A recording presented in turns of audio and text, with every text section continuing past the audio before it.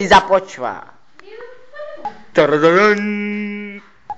Нещо списание на ясновидци трябва да открият човек, той е скрит някъде в страната. Днес се намирам във Велико Търново. Ето го и Велико Търново. Телефона къде? Ще е бай Първи ще е бай Георги. Аз ще намеря човека, нямам нужда от телефон и не искам да разговаря с него, ще го търсим по картата с помощта на махалото. И ай такива преди експерименти съм си правил и сега ще намеря човек.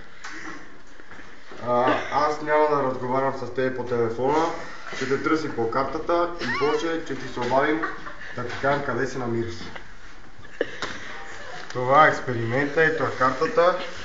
Сега ще обходиме всички страни на България с моята махала с помощта да видим къде се намира точно човек. Ето сега почваме, махалото ми се върти на часовниковата стрелка, не гледаме акашар. Ето. Махалото ми се завърта обратно на часовниковата стрелка. Абсолютно. Човека се намира у Велико Търново.